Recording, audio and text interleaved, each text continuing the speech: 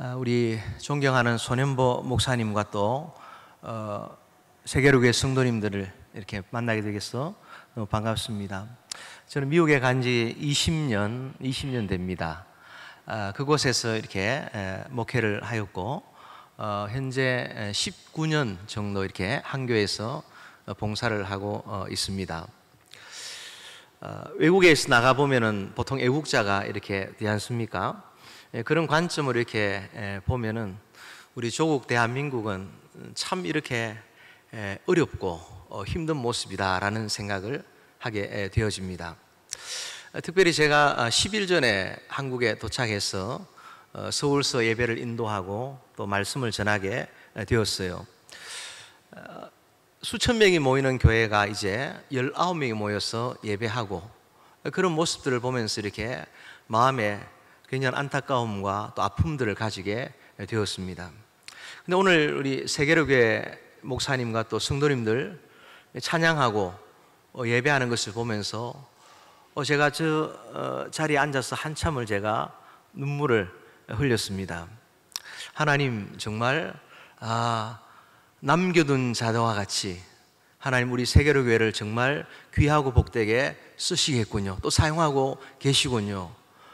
하나님께서 축복하시는 그런 은혜 메시지를 듣게 되었습니다. 아마도 미주에 4,000개 이민교회가 있는데 모두가 우리 세계로교회와 또 우리 손현보 목사님을 응원하고 또 기도하고 격려하고 있습니다. 여러분 힘을 내시고 또 끝까지 어려운 시기 가운데 예배로 부응하는 예배를 회복시키는 일에 쓰임받는 교회 되기를 주의 이름으로 축원합니다. 보통 우리가 문제가 생기면은 교회를 향해서 나오고 또 기도하면 되잖아요. 질병이 있거나 고난의 문제가 찾아오면은. 근데 이 코로나라는 이 문제만큼은 오히려 교회를 가지 말도록 못 가도록 교회 가면은 돌에 맞을 같은 그런 상황들을 이렇게 만들어 가더라는 것이죠. 미주 땅에서 그것을 보면서 얼마나 마음이 답답했는지 실제로 60만이 죽었다는 미국의 경우에는 예배가 금하지지를 않았습니다. 제가 사는 알칸사라는 곳은 이렇게 토요일 밤 12시가 되면은 비어를 파는 이렇게 가스스테이션의 그 섹션에 락을 걸어버립니다. 그래서 주일이면 술을 전혀 못 팔도록 그렇게 하고 주지사가 행정명령을 내리는데 모든 공기관이 스탑되기 전까지는 교회는 예배를 멈출 수 없다. 교회를 문 닫게 하거나 그렇게 하지 않겠다. 행정명령을 내리는 그런 곳입니다. 그런 곳에서 우리 조국교회를 바라볼 때 굉장히 답답하죠. 그러면서 이제 저희 교회는 특별히 특별 새벽 기도를 자주 하게 되는데 조국교회를 위해서 기도할 때에 하나님께서 저에게 특별한 음성을 주시는 것 같았어요. 또 제가 이 한국 사역을 하기 위해서 올 때에도 기도를 하는데 하나님이 특별한 그 메시지를 주시더라고요. 그게 하박국 3장 2절의 말씀인데요. 수년 내에 부흥케 해달라는 하박국 선지자의 그 음성이었어요.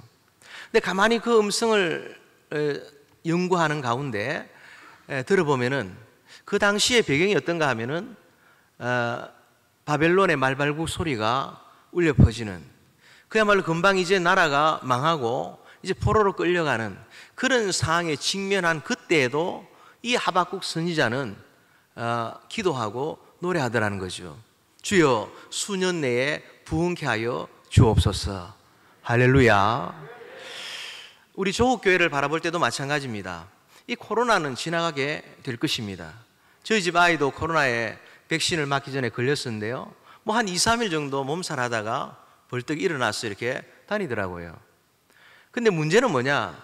코로나는 다 지나갈 것이고 백신도 공급이 될 것이고 모든 것이 다 회복이 되는데 문제는 하나님의 백성으로서 그 코로나를 어떻게 지나갔느냐, 그 시기를 어떻게 지나갔느냐를 하나님이 물으실 거라는 거죠.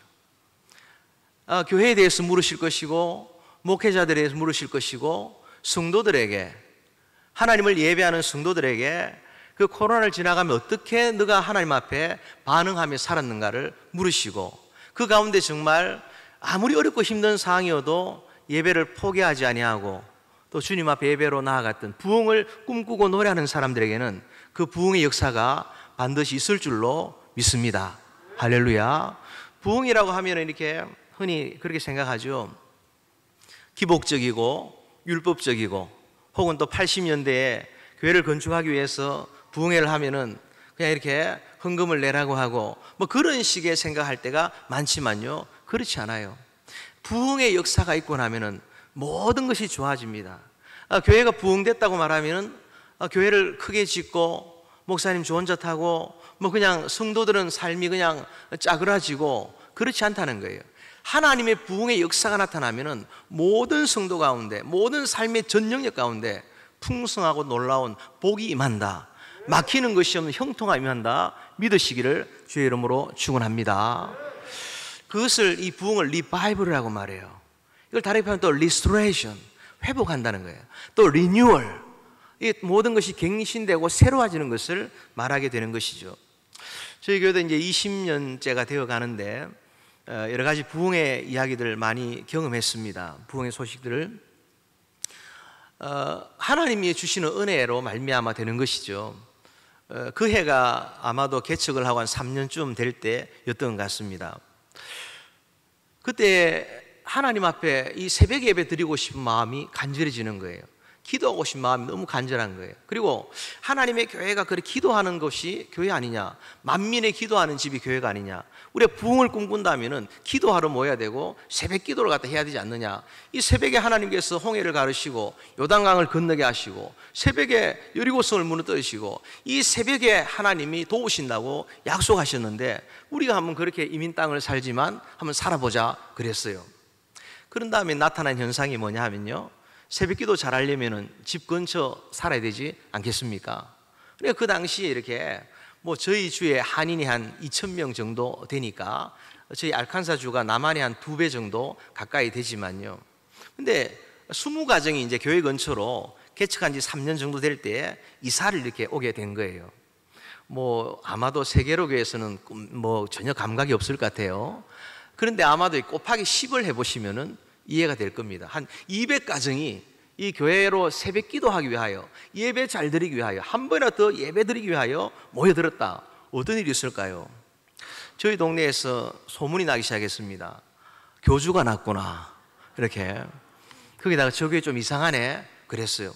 근데 우리는 너무 좋았어요. 거기다가 이 부흥이라는 느낌이, 감동이 오니까 그 다음 나타난 일들이요, 처녀 총각들이 결혼을 하게 되고요, 또 애 없는 집에서 애가 막 출산을 하게 되고요, 또 그 다음에 이렇게 머리에 털이 좀 없으신 분들이 머리털이 나는 분도 있고요, 또 흰머리가 까만 머리가 되는 귀밑털이지만 그렇게 변하기도 하고요, 눈썹이 막 자라고 뭐 이런 역사들이 있더라고요.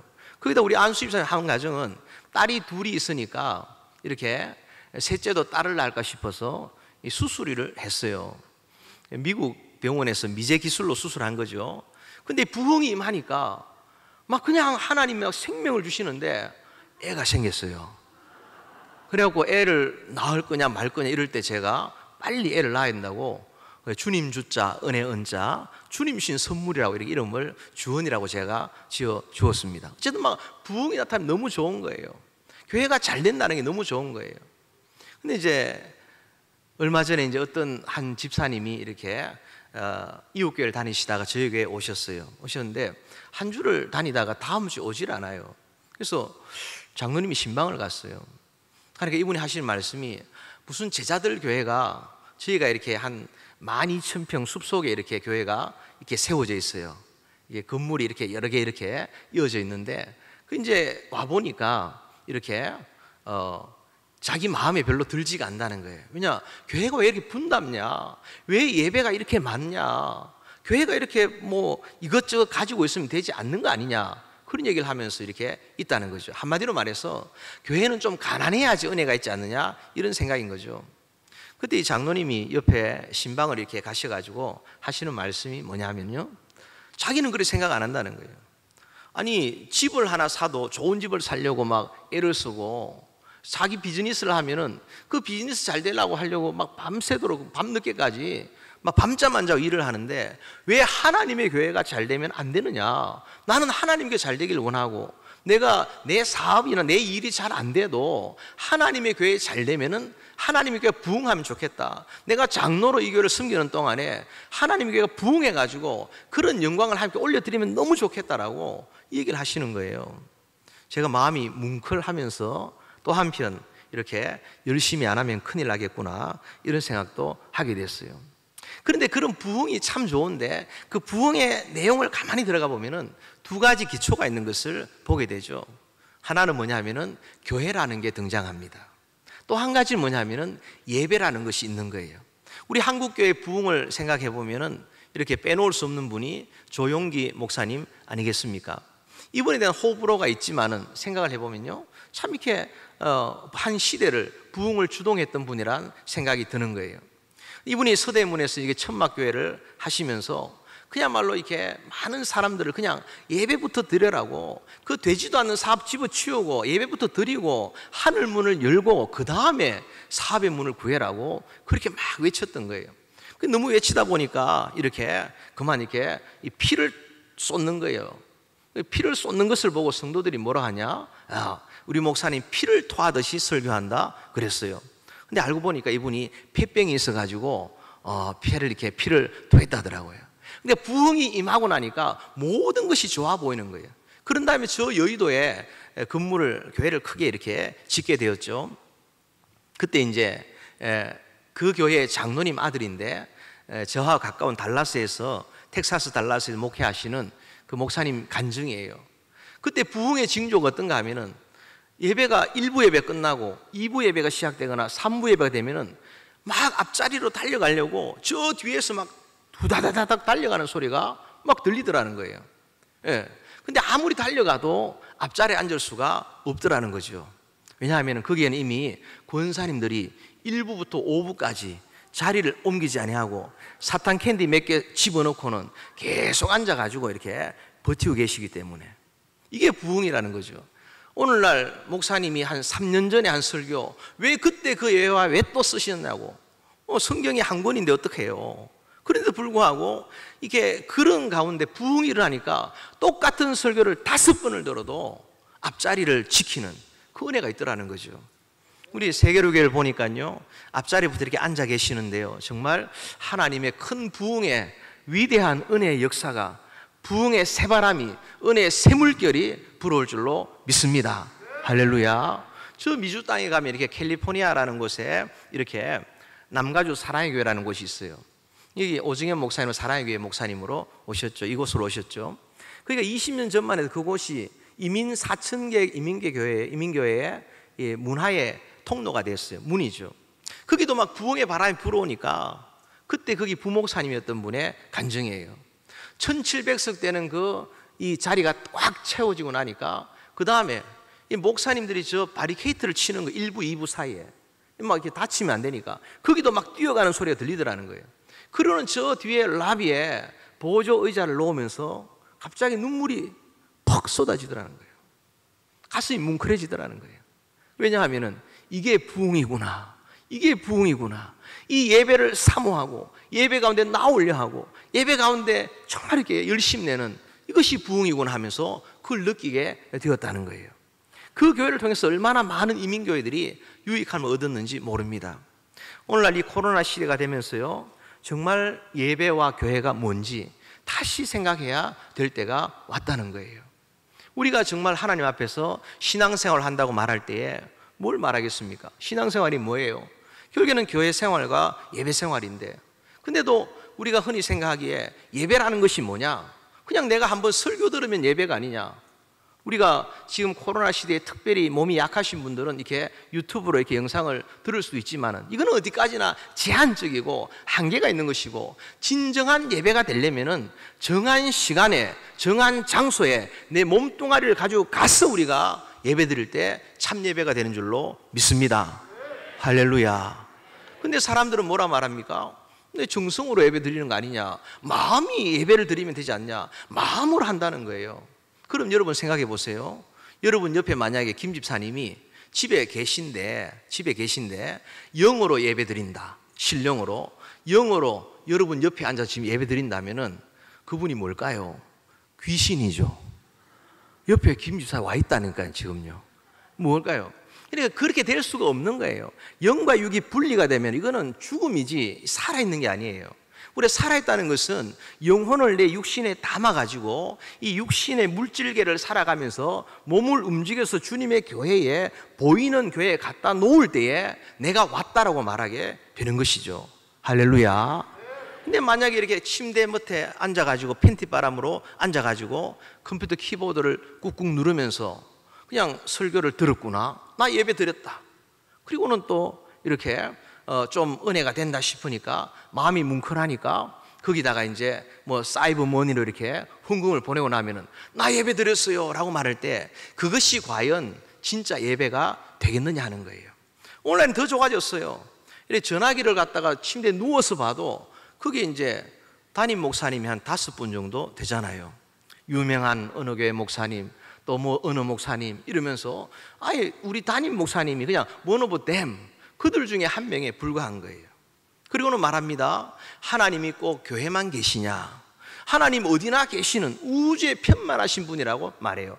근데 그 사람이 그 말을 하려면은 한 곳 교회의 예배 생활이 분명한 그 사람이 그 말을 할 때 1이 있을 때 2가 있고 3이 있듯이 가능한 얘기죠. 그때 우리는 늘 생각하기에 교회 밖에는 구원이 없다, 이렇게 시작을 해야 되는 거예요.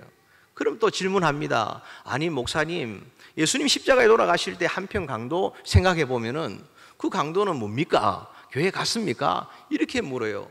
나를 굳이 그 아주 특별한 예외적인 상황 속에 자기를 집어넣는 거죠. 이런 사람들 특징이 뭘까요?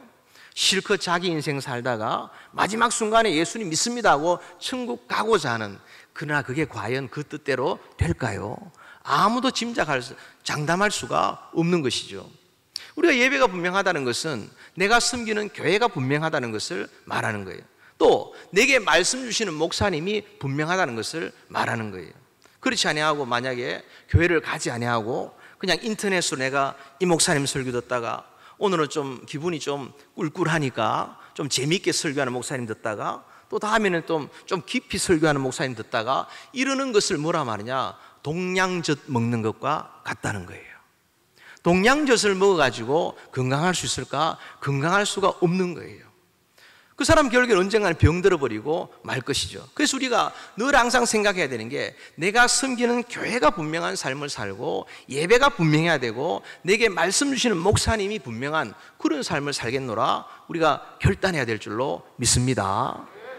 또 교회라고 말할 때 우리가 그 교회는 어떤 교회를 말할까요? 이건 로컬 처치를 말하는 거예요.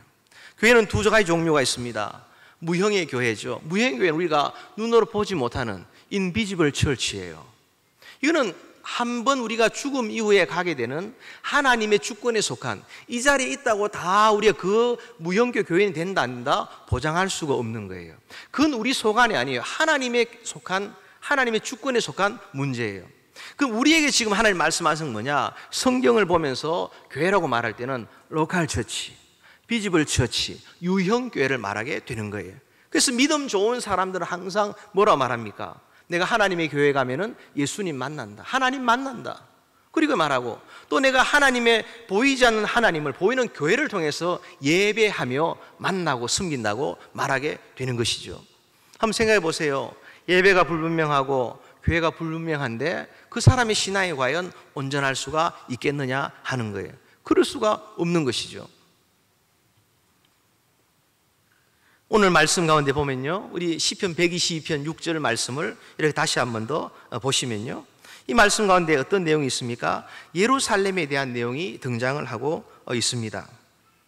우리 성경은 전체가 다 예배에 관한 책이에요. 저 에덴 동산에서의 천상의 예배로부터 시작해서 저 계시록의 24장로들과 그 어린 양 보좌 여신, 그까지 모두가 다 전체가 예배로 통하고 있다고 말하게 되는 거예요. 그리고 그 예배에 성공한 자들은 하나님이 축복하시고, 예배에 실패하면은 나라나 민족이나 모든 사람이 그냥 한마디로 말해서 버림받는데 아주 비참하게 버림받는 것을 보게 되는 거죠. 우리 한 말씀 보십시다. 우리 오늘 본문 말씀인데요, 예루살렘을 위하여 평안을 구하라. 예루살렘을 사랑하는 자는 형통하리로다. 할렐루야. 성경 말씀 읽으면 이제 아멘을 하는 거죠. 우리가 예루살렘, 이 예루살렘이 어디냐 한번 보십시다. 우리가 한 군데 더 성경을 찾습니다. 사도행전 1장 4절 말씀이에요. 사도행전 1장 4절 말씀. 자, 제가 한번 읽어보겠습니다. 사도와 같이 모이사 저에게 분부하여 가라사대 예루살렘을 떠나지 말고 내게 들은 바 아버지의 약속하신 것을 기다리라. 아멘. 네. 제가 서울에 가니까요 19명만 앉아 있으니까 제가 혼자 할렐루야 하고 아멘 하고 다 하더라고요. 네. 제가 지금 또 이렇게 온 지 10일밖에 안 돼가지고 자꾸 눈을 깜빡깜빡하면 여러분에게 저 목사님 왜 나한테 윙크하지? 뭐 마음 있나? 이렇게 오해하지 마시고 사랑하지만 또 이렇게 뭐 혹시 병 있는 거 아닌가? 병 없습니다. 자, 1장 4절 보시면요 예루살렘을 떠나지 말고라고 말해요. 예루살렘 1장 8절이 너무 유명하니까 성령이 임하시면은 내 권능을 받고 내가 증인이 돼서 땅끝까지 정인이 될 것이다. 예루살렘과 유대와 사마리아와 땅끝까지. 근데 그것보다 더 중요한 게 4절 말씀이에요. 무엇입니까? 예루살렘을 떠나지 마라. 거기서 약속하신 성령을 기다리라 그랬어요. 그럼 이 예루살렘이 어디냐? 성경을 쭉 읽어내려 보니까 거기는 마가의 다락방이 등장을 하죠. 마가 요한의 집인데 거기서 예수님과 제자들이 늘 모여있던 최후의 만찬을 했던 그 마가의 다락방 아닙니까? 그 마가의 다락방에서 저들이 기도했어요. 기도하니까 성령이 임했습니다. 하나님 말씀이 선포됩니다. 변화받은 베드로가 설교를 하니까 3,000명이 회개하고 돌아옵니다. 초대 예루살렘 교회가 탄생을 했습니다. 그러면 여기 예루살렘을 떠나지 마라 할 때 어디를 떠나지 말라는 거예요? 마가의 다락방을 떠나지 마라. 그러면서 이 마가의 다락방 어디입니까? 초대 예루살렘 교회가 되는 그곳을 말하게 되는 거예요. 그러면 다시 성경을 앞으로 이렇게 넘겨보십시오. 보시면요 예루살렘을 위하여 평안을 구하라. 예루살렘을 사랑하는 자는 형통하려 그랬어요. 거기서 쭉 올라가 보시면은 부제가 나오는데 그 부제가 뭐라고 되어 있습니까? 성전에 올라가는 노래 이렇게 되어 있어요. 또 121편 1절에도 봐도 어떤 말씀이 있습니까? 눈을 들어 산을 보라. 나의 도움이 어디서 올고 천지를 하나님 여호와에게 수로다. 아멘. 예. 보시면요 거기에 산을 향해 눈을 드는데 왜 나에게 도움이 와요? 그 산이 바로 주님의 성전이 있는 예루살렘 성전이 있는 바로 시온산이기 때문에 그런 것입니다. 그럼 우리가 대번에 알 거예요. 예루살렘을 위하여 평안을 구하라. 예루살렘을 사랑하는 자는 형통하라 할 때 이 예루살렘이 어딜까요? 예? 이 예루살렘 바로 122편 부제를 보면은 성전을 말한 거예요. 그리고 이것이 이제 신약으로 오면은 교회가 되는데 이 교회는 무형의 교회가 아니라 로컬 처치를 말해요. 그 로컬 처치면은 이 예루살렘 대신에 어떤 이름을 넣을 수 있을까요?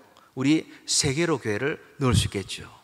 그래서 이 말씀을 그대로 보면은 세계로 교회를 위하여 평안을 구하라. 세계로 교회를 사랑하는 자는 형통하리로다. 아멘. 아멘. 이 아멘이 돼야 돼요. 예. 글자 3개인 교회들이 부흥한다는 소식이 있어요. 세계로, 또 제가 좋아하는 포도원, 또 이렇게 우리 제자들 교회. 그게 이름을 넣고 보시면은 틀린 게 없어요.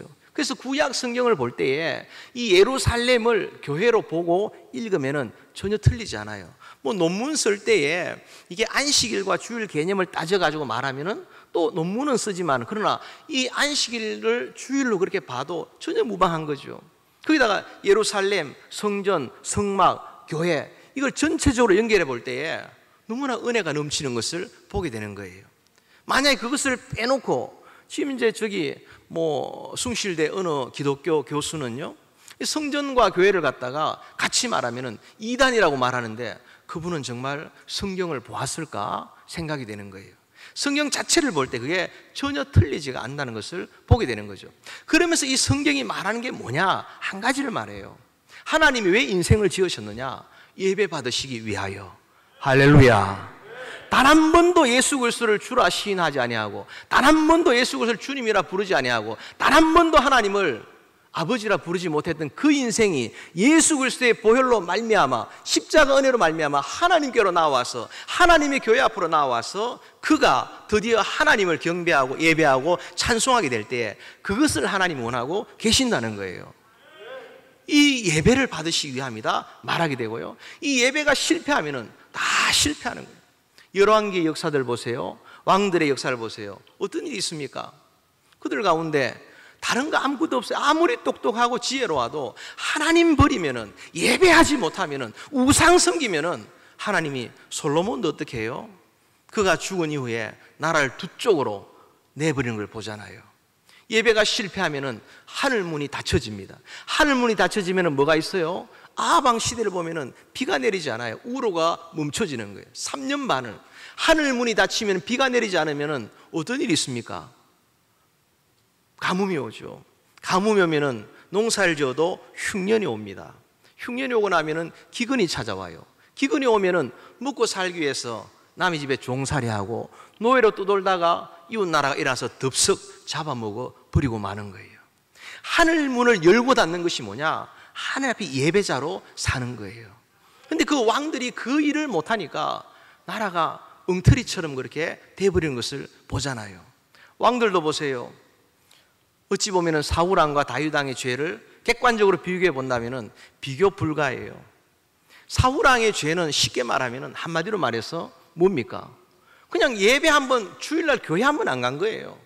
그가 사무엘이 예배를 내가 올 때가 기다리라 했는데 예배를 드렸어요. 그가 하는 말이 뭐냐? 부득이하여 그랬다는 거예요. 부득이하다는 표현을 다르게 말하면 어쩔 수 없었어. 여러분, 어쩔 수 없어 주일 빠졌다라는 말과 다를 바가 뭐가 있겠어요?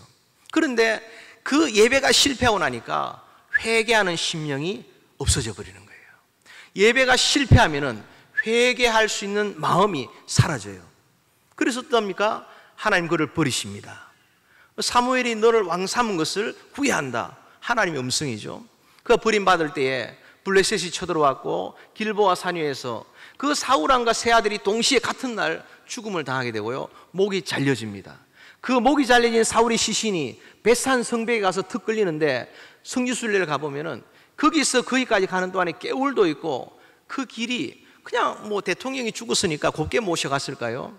예전에 이라크에 후세인이 죽었을 때 냉동고에 집어넣고 왕이었는데 발로 툭툭 차면서 사진을 찍고 한 것을 기억해 보면은 그냥 질질 끌고 갔을 거예요. 목이 잘린 시체를. 그러는 턱하니 벽에다가 걸었다는 거예요. 뭘 말합니까? 하나님 한번 버리시니까 무섭다는 거예요. 뭘로 버리셨을까요? 능력이 없어서 버렸나요? 예배가 실패하니까. 어쩔 수 없었어. 코로나 때문에 어쩔 수 없었어. 내가 이때만큼은 이해하겠지라고 지나가는 그 시간들이 하나님 앞에서요, 우리가 정말 다시 성경을 볼 때에 뜨끔한 생각이 드는 거예요. 오늘 오후에 여러분들이 이 자리에 오셨지만요, 여러분들이 어떻게 왔습니까? 운전해서 왔겠죠? 걸어서 왔겠죠? 엄마 손잡고 왔겠죠? 그러나 하나님이 오게 하신 줄로 믿으시기를 바랍니다. 왜냐? 하나님 막으시면 올 자가 없고, 하나님 오라고 하면은 하나님은요, 그런 일이 없겠지만 다리 몽댕이를 부러뜨려서라도 이 자리에 앉힐 수 있는 분이 하나님이에요. 그렇다면 바꾸고 생각하면은 내가 주일날 교회를 가지 않았는데, 예배를 드리지 않았는데 내 마음에 아무 이상이 없고 전혀 뭐 평안하다 하면은 다시 생각해 봐야 돼요. 주님 나를 구원하셨습니까? 뭐 구원론까지 안 간다 치더라도 내가 정말 주님 나를 사랑하시는지요? 마치 베드로가 주님 음성 듣고 근심했던 것처럼 그런 마음 가지는 게 당연히 정상적이라는 거예요. 근데 다윗은 보면은 거기에 비해서, 사울의 그 죄에 비해서 객관적으로 보면은 엄청난 거죠. 간음죄를 지었습니다. 살인 교사죄에다가 뭐 그렇죠. 이걸 뭐 은폐하기 위하여 그랬죠. 그런데 다윗을 살려주는 거예요. 왜 그럴까요? 사울은 왕이 되었어도 법궤가 어디 갔는지 관심이 없어요. 그런데 이 다윗은 왕이 되었을 때 이 법궤가 어디 있는지, 이 법궤가 들어와야 되는데 법궤가 다윗의 장막 가운데 들어오고 나니까 거기 24반차를 따라서 분향의 제사를 올려드리고 거기서 너무 기뻐서 춤을 추며 속옷이 내려온 줄도 모르고, 그러고 난 다음에 또 자기는 백향목 궁전에 있는데 왜 하나님의 궤는 저 천막에 있느냐, 그게 마음이 아파서 내가 성전을 짓겠노라고 그랬던 사람이에요. 그러니까 그거 어떻습니까? 예배가 살아있는 사람. 그가 죄를 지었습니다. 그가 범죄했습니다. 완전하지 않습니다. 그러나 그가 예배자이다 보니까, 참된 예배자다 보니까, 하나님을 사랑해서 예배를 드리니까, 사랑하면 간땡이라도 떼주는데 사랑하니까 목숨처럼 주님을 부르니까 주님이 그에게 회개할 심령을 줘서 침상이 젖도록 회개하고는 다시 하나님이 그를 위대하게 쓰시는 것을 갖다가 보는 거예요. 차이가 뭡니까? 예배로 차이가 나는 거예요. 가인과 아벨을 보세요. 그들이 제사를 드렸습니다. 아벨의 제사를 받으시고 가인의 제사를 받지 않으세요. 이유가 뭐냐? 히브리서 11장에 보면 믿음이라고 표현해요. 믿음의 내용을 따져보니까 가인과 그 제물은, 아벨과 그 제물은 바치는데 자신을 드리지 않았어요. 예배가 실패했죠. 근데 창세기 4장에 보면은 하나님이 예배를 받지 않으니까 가인이 어떠합니까? 안색이 변하여라고 돼 있어요. 안색이 변하여. 그가 진짜 하나님 앞에 예물을 제대로 드리고 예배 드렸다면은, 하나님이 너 예배 잘못됐다고 하면은, 안 받겠다 하면은 제가 잘못이 무엇입니까? 이렇게 물어야 되는 거예요. 안색이 변했다는 것은 뭡니까? 그가 예배가 처음부터 마음이 없었다는 거예요. 제물만 던져드리고 예배 드리는 것처럼 신용을 하거나 형식적으로 예배를 드렸다는 거죠. 그러니까 회개하지 않잖아요. 하나님이 뭐라고 꾸중하셔도 회개하지 않잖아요. 말씀으로 책망을 받아도 돌이키지 않잖아요. 왜 나를 치는 말씀을 하시냐고. 그러다 보니까 어떻습니까? 결론이 돌을 들어서 동생 아벨을 갖다가 쳐 죽이는 살인자가 되고, 그 자손들은 향락에 빠지는 그런 가문이 퉁소 부는 자가 되고 막 성짓는 자가 되고 그렇게 돼버리고 만 거예요.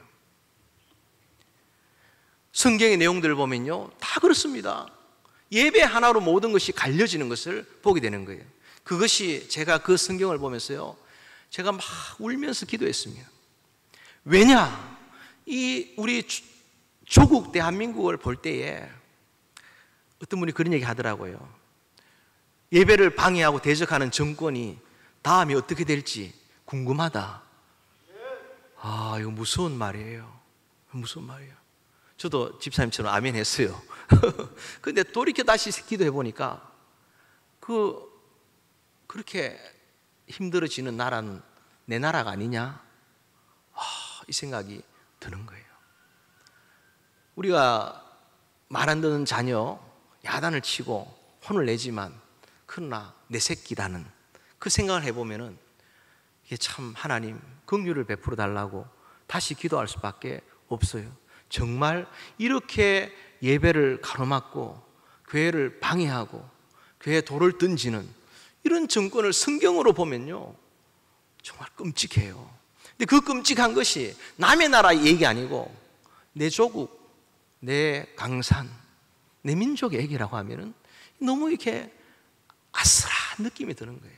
그래서 우리 손 목사님이나 또 이렇게 예배를 강조하고 부르짖는 게, 하나님이 그나마 이 아브라함이 의인 10만 있어도 소돔 고모라를 멸하지 않겠다 하신 그 사명감 때문에 그 마음을 하나님이 돌아보시도록 응원하는 이유가 그게 있는 거예요. 이 세계로교를 보시고 우리 손 목사님을 보시고 정말 당연히 멸망되고 당연히 멸절되고 당연히 다 그래 되지만은, 그게 당연한 성경적 원리지만 하나님이 어쨌든 돌이킬 기회를 주셔가지고 회복하면 좋겠구나. 여러분들이 예배 드리는 게 이게 보통이 아닙니다.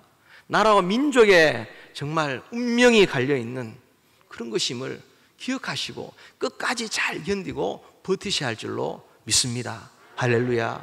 개인의 일도 마찬가지입니다. 나라와 민족뿐만이 아니라 이 개인도 흥망의 중심 가운데 뭐가 있냐? 예배가 있어요.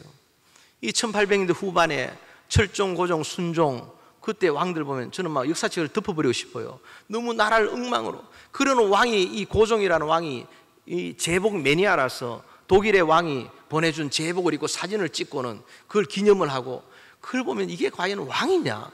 그 생각이 들어요. 근데 그때 하나님이 우리 민족을 사랑해서 복음을 주셨잖아요. 그때 선교사님들이 들어오니까 뭘 합니까? 이렇게 교회 지을 땅을 달라 하니까 양반들이 예수를 믿지도 않고 또 교회를 좋은 땅 줄 리가 없으니까 높은 언덕이나 공동묘지 근처에다 준 거죠. 그래서 지금 또 오래된 교회들은 다 높은 데 있는 이유가 그런 데 있는 거예요. 근데 어느 날 이제 그 예수를 믿는 사람들 보니까 양반들은 믿질 않아요. 거의 상놈, 거지, 백정들이 예수를 믿는 거죠. 그러다 어느 날 이제 이 거지 한 명이 자기 맨션, 자기 집에 이렇게 다리 밑에 가마니로 지은 맨션에 누워 있는데 이렇게 생각이 들더라는 거예요. 나는 거지 같은 인생을 살아왔는데 거지 인생이니까 내 자식놈도 그럴 걸 생각하니까 마음이 답답하더라는 거예요. 그래서 마음이 답답한데 또 듣는 자는 살아나리라. 하나님 말씀이 기억나는 거예요. 걱정 염려 있으면은 기도해라. 교회를 향해 달려갑니다. 기도하고 있는데 그냥 기도 갖고 안 되니까 막 새벽을 깨워 기도하고 부르짖고 기도하고 손들고 기도하고 막 기도하니까 이 선교사님이 보고는 어차피 교회를 물려줘야 되니까 이 거지의 자녀를 그 기도 제목을 듣고는 데리고는 이렇게 프린스톤에 공부를 시키고는 그들 가운데 데려와 가지고 이화여대 교수도 시키고 연세대 교수도 시키고 그렇게 한 거예요. 믿음의 5대 6대 넘어가는데 보면은 집안이 대부분 그럴 수밖에 없는 거죠. 믿질 않으니까. 저 평안북도 정주 땅에 백사김이라는 사람이 있는데 이 사람이 예수를 믿어서 원래는 무당이었는데 이 점쟁이였는데 이렇게 예수를 믿었는데 어느 날 보니까 선교사님이 교회를 짓는다 그래요. 보니까 흙벽돌로 지은 그 집이 금방 무너질 것 같으니까 자기가 감동이 생겨가지고는 자기 밭 얼마 있는 걸 팔아가지고는 교회에다 바친 거예요. 오늘 보니까 아이가 이렇게 막 이렇게 용돈을 모아서 목사님에게 건축금을 가지고 오니까 목사님이 기도해 주시더라고요. 얼마나 귀한지요. 뭐 그렇게 이제 하니까 걱정이 되죠. 선교사님이 당신 앞으로 어떻게 살 거냐. 저는 뭐 소작을 좀 하면 된다 그렇게 하는 거죠. 그러니까 이제 그러지 말고 우리 교회에 와서 관리 집사를 하라고. 관리 집사를 갖다 시키는데 보니까 그 중에 둘째 아들이 아주 똑똑하고 총기가 있어 보이는 거예요. 그 둘째 아들 그래서 데리고는 이렇게 유학을 시켜가지고 데려왔어요. 이 사람이 누군가 하면은 연희 전문학교하고 세브란스 병원이 합쳐가지고 연세대학이 될 때에 초대 총장을 한 백낙준 박사가 그분이에요. 그러니까 하나님의 교회를 바라보고 하나님 앞에 예배를 향해 나아오던 그런 사람들의 인생을 보면요, 하나님이 다 책임져 준 것을 보게 되는 거죠. 우리나라가 잘 살게 된 배경 가운데 보면은 뭐가 있습니까? 뭐 저희 시대는 제가 어릴 때 돌아가셨지만 정치적 호불호를 떠나서 새마을운동 아니에요. 새벽종이 울렸네, 새아침이 밝았네, 막 그렇게 했잖아요. 근데 그때 보면 이렇게 그 새벽종이 뭐냐? 구미 상모교회 새벽기도라는 종소리예요.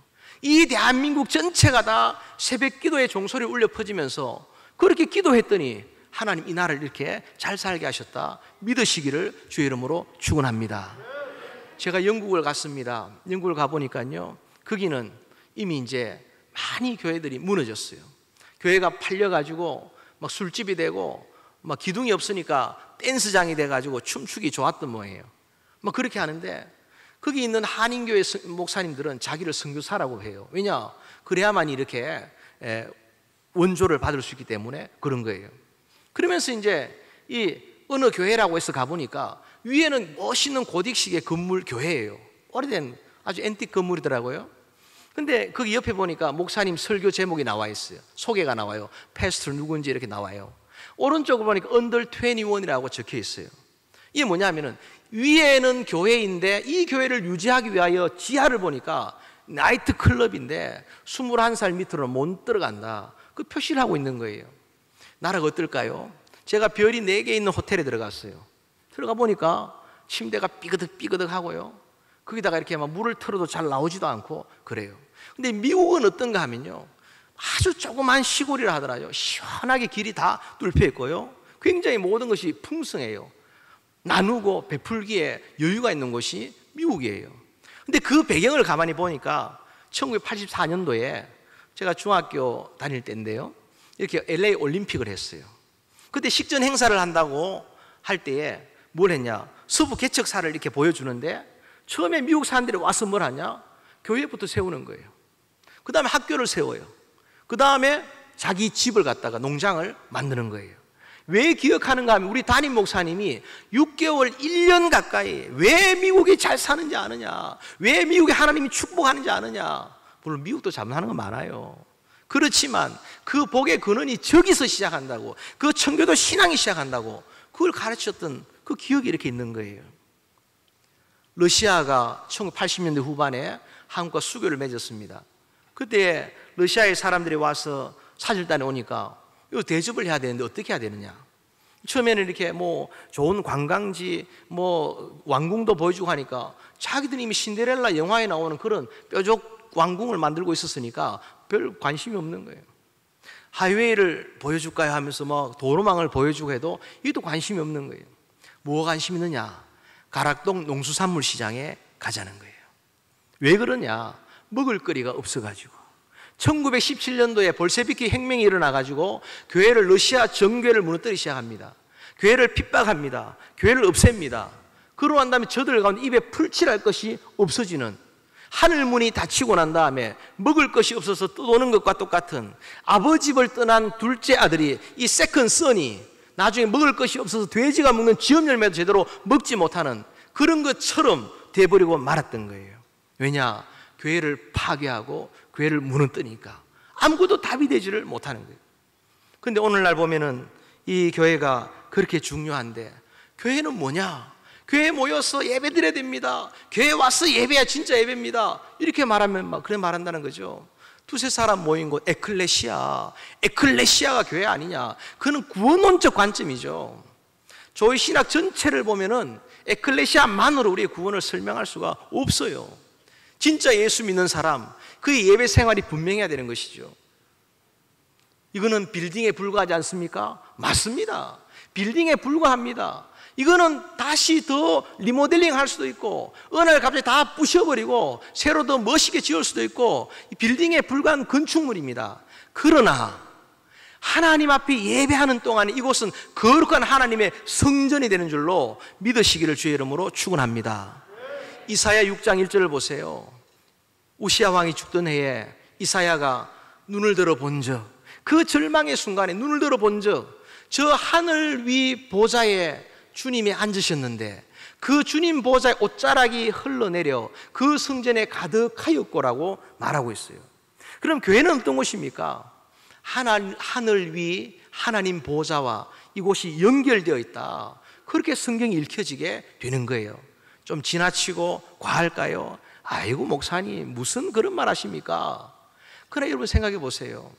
어디서나 예배할 수 있다는 것과 우리가 하나님 앞에 구별된 장소 예배할 수 있다 말할 때, 두세 사람 모인 거 주님이 임한다면 수천 명이 모여서 예배하는 이곳은 얼마나 더 소중하고 중요합니까?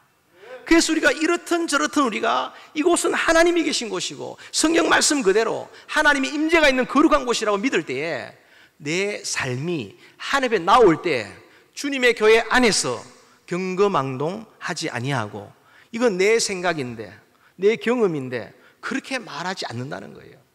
그렇게 말할 수가 없다는 거예요. 몸된 교회가 얼마나 중요한데요. 여러분이 어디서나 예배 드릴 수 있다면 술집에서도 예배 드릴 수 있을까요? 뭐 저희 분당의 어느 교회 목사님은 교회 안에다가 흡연실 설치해놓고 전도한다는데 그게 과연 가능한 일입니까? 차라리 술집을 차려놓고 술을 한잔 하면서 뭐 이렇게 그렇게 하면 더 잘 될까요? 잘 된 분들 하나님이 기뻐하실까요? 구별된 곳인데, 거룩한 하나님의 임재가 있는 곳인데, 식당에서 술집에서 뭐 이렇게 기도한다고 중얼중얼 하면 아마, 아니면 또 이렇게 기도한다고 주여 하면은 주님이 오시는 게 아니라 웨이터가 찾아올 거예요. 주문하시겠습니까?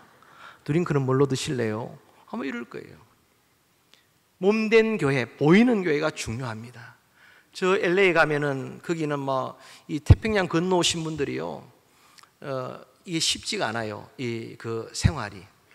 그러다 보니까 좀 분열이 날 때가 있어요. 그래서 그때는 교회가 막 싸워서 이렇게 한 팀이 나가가지고 파하게 공원에 파빌리온이라는 고기 구워 먹는 데가 있어요. 거기 가서 예배를 드리는데 첫째 주에는 서로 너무 좋더래요. 이야, 소풍 나왔구나, 소풍 나왔구나, 좋아하는 거죠. 둘째 주가 되니까 서로 근심 어린 눈길로 보더라는 거예요. 우리 앞으로 어떻게 되지? 셋째 주가 되니까 그 중에 절반이 떨어져 나가고 없더라는 거예요. 왜 그럴까요? 보이는 교회가 중요하다는 거예요. 내 발걸음 할 수 있는 교회가 너무너무 이렇게 중요하다는 것을 말하는 거예요. 오늘날 건축은 그저 빌딩에 불과하다 말하지만요, 저는 오히려 어떤 사람이 당신 교회주의자냐 물으면은 나 그렇다라고 말할 수 있겠어요. 일본이요, 무교주의가 얼마나 유행했습니까? 예수 믿은 사람이 있으면 되지 왜 굳이 교회를 지어야 되느냐? 지금 일본을 보세요. 10년을 선교를 해도 단 10명의 세례자를 보기도 힘든 곳이 그런 곳이에요. 무교지 내총감사 우찌무라 간조의 그 후손들이 만들어 놓은 꼴을 보라는 거예요. 근데 한국은 어떻습니까? 조금만 교회를 좀 이렇게 모인다 해도 장로님이 기둥뿌리 뽑아가지고 당연히 교회 지어야 되는지 알고 주님의 교회를 너무너무 사랑하고 주님의 교회를 갖다가 바라보고 사는 이곳이 내 하나님 계신 곳이다 믿고 그렇게 하였을 때에 정말 하나님이 축복하신 것을 보게 되는 것이죠. 그래서 예수 잘 믿는 사람 보고 뭐라 말합니까?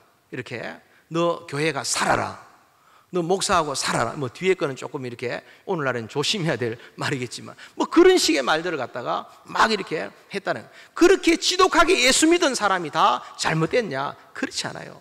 눈만 뜨면 교회 가고 문제가 생기면 교회 가서 기도하고 그랬던 그 지독하게 믿던 그 한 사람이 그 집안의 첫 번째 신자가 됐을 때 집안 전체를 바꾸는, 왜냐 성경이 말하고 있거든요. 주 예수를 믿으라. 그럼 너와 내 집이 구원을 얻을 것이다. 할렐루야.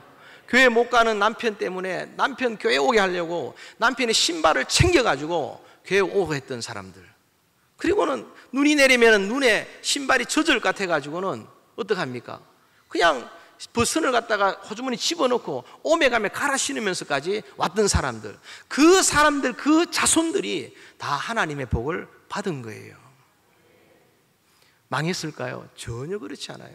그런데 오늘날 이 예배를 놓치고 다른 것을 더 잘하면서 뭔가를 하고자 할 때 과연 그것이 될 일이겠느냐 하는 거죠.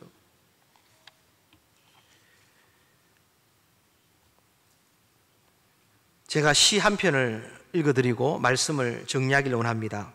김환영 시인의 시인데요, 울꽃이라는 시예요. 할머니 어디 가요? 예배당 간단다. 왜 울면서 가요? 울려고 간단다. 왜 예배당 가서 울어요? 울 곳이 예배당밖에 없단다. 그 분 때문에 가정이 살았고 가문이 살았고 자손들이 살았어요. 우리 믿음의 선배들이 어떻게 하든 하나님의 교회를 지키려 하고 목숨 걸고 주님을 예배하려 하고, 주일은 내 날이 아니다, 주일은 내 날이 아니다, 주님의 날이다. 저 뉴욕에 가보면은 강아지 데리고 산책하는데 주인이 항상 강아지 엉덩이를 봐요. 왜 보느냐? 이유는 한 가지죠. 강아지가 아무데나 응가를 하면은 300불 벌금을 내야 되는 거예요. 300불이 아까워서라도 그걸 지키는 거예요. 하물며 우리의 난 사람의 구원과 은혜와 축복이 아니라 우리 가정이 살고 죽고 가문이 살고 죽고 나라와 민족이 승패가 갈려진다 할 때에 우리가 어떻게 예배자로서 마지막 남은 자 같이 살아야 되는지 이 코로나 시대 우리가 답을 분명히 알게 되는 거예요. 다른 건 아무것도 없습니다. 하나님 앞에 예배자로 성공하셔야 되고요. 우리가 자녀 교육을 할 때도 이게 왜 답이 안 나오느냐, 왜 자녀에게 거룩한 잔소리를 못하느냐? 영권이 없어 그래요. 영권이 왜 없느냐? 부모가 예배를 드리지 아니하고 교회 중심을 살지 않으니까 영권이 없어지는 거예요. 그러나 부모의 예배가 회복되는 순간부터 부모가 하나님의 교회를 어떻게 섬기느냐, 학교 가는 학생이 엄마 아빠가 학교에 어떻게 봉사에 따라서도 애 공부하는 자세가 달라지듯이 헌신하는 그 부모를 통해서 다른 결과가, 하나님 축복하는 결과가 나타나는 것을 보게 되는 거죠. 우리 세계로 교회 이렇게 제가 이렇게 늘 미주에서 방송으로 보고 응원하고 그렇게 했습니다.